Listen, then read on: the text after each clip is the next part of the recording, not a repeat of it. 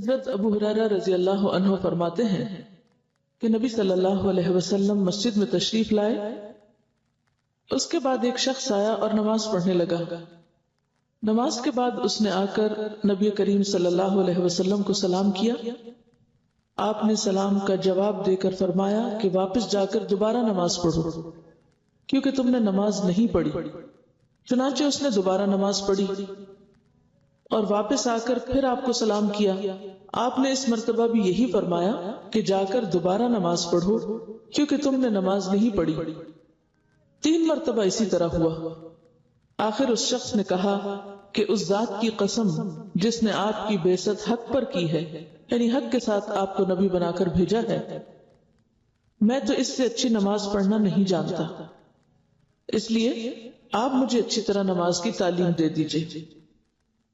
آپ صلی اللہ علیہ وسلم نے فرمایا کہ جب نماز کے لیے کھڑے ہوا کرو تو پہلے تکبیر کہو، پھر قرآن مجید میں سے جو کچھ تم سے ہو سکے آرام آرام سے پڑھو، یعنی سورۃ الفاتحہ اور اس کے بعد کی قرات کی طرف اشارہ ہے۔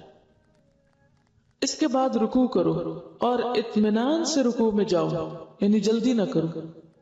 اس شخص کو جو آپ نے بار بار نماز پڑھنے کے لیے کہا تھا، اس کی وجہ یہ تھی کہ وہ بہت جلدی یا تیز نماز پڑھ رہا تھا، اس کی نماز میں اطمینان نہیں تھا۔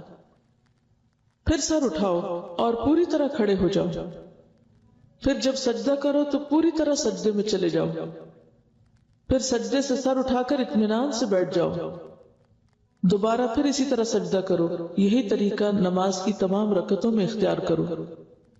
اس شخص نے قیام، رکوع اور سجود اچھی طرح ادا نہیں کیے تھے، اسی وجہ سے آپ صلی اللہ علیہ وسلم نے اسے نماز لوٹانے کا حکم فرمایا، یعنی جلدی میں پڑھی ہوئی نماز گویا نماز ہی نہیں، اس شخص نے گویا پڑھی ہی نہیں۔ اچھی نماز یعنی فرض، سنت، نفل جس طرح آپ نے سکھائی پڑھی جائے تو فی رکعت کم از کم 3 منٹ لگتے ہیں، اور فجر کی نماز میں کم از کم 5 منٹ فی رکعت، کیونکہ فجر کی نماز میں زیادہ تر لمبی صورتیں پڑھنا آپ صلی اللہ علیہ وسلم کی عادت مبارکہ تھی۔ آپ صلی اللہ علیہ وسلم اس سے کہیں زیادہ وقت بھی فی رکعت لیتے تھے، یعنی یہ منیمم ہے۔ قرآن اور دعاؤں کا ہر لفظ پورا معروف طریقے سے عربی لہجے میں ادا کیجیے۔ بہتر ہوگا کہ ایک نماز بآواز بلند پڑھ کر کسی دوسرے کو سنا دیجیے، اس لیے کہ انسان اپنی غلطی خود نہیں پکڑ پاتا، انسان کو خود نہیں پتا چلتا کہ وہ کہاں غلط ہے۔ ہر نماز یہ سمجھ کر پڑھیے کہ یہ آپ کی آخری نماز ہے، یعنی ہر نماز کو بہترین بنانے کی فکر ہو، کیونکہ کوئی نہ کوئی نماز تو آخری ہونی ہی ہے، تو بہتر ہے کہ ہر نماز اسی طرح پڑھی جائے تاکہ آخری بھی اچھی سی پڑھی جا سکے۔ آپ صلی اللہ علیہ وسلم کی پہلی رکعت کے قیام کا اندازہ عام طور پر بقدر 30 آیات قرآنی اور دوسری رکعت کے قیام کا اندازہ اس کا آدھا تھا، یعنی پہلی رکعت طویل ہوتی تھی اور دوسری رکعت اس سے آدھی طویل ہوتی تھی، یعنی اگر پہلی رکعت میں 30 آیات پڑھتے تو دوسری میں 15 تقریباً۔ آپ صلی اللہ علیہ وسلم سے فجر اور مغرب کی نماز میں سورہ طور کا پڑھنا بھی ثابت ہے، فجر اور مغرب کی۔ اس سے پتہ چلتا ہے کہ مغرب کی نماز بھی بہت جلدی نہیں پڑھنی چاہیے، نہیں بعض اوقات آپ نے وہ قرات جو فجر میں کی اور فجر کی قرات طویل ہوتی ہے تو وہی مغرب میں کی، تو اس سے پتہ چلتا ہے کہ مغرب کی نماز بھی وقت لے کر پڑھنی چاہیے۔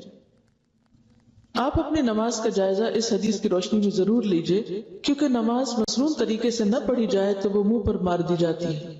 مسنون نماز پڑھنے کی تفصیل کے لیے ہماری کتاب 1000 منتخب احادیث ماخوذ از بخاری شریف نماز کا بیان پڑھیے۔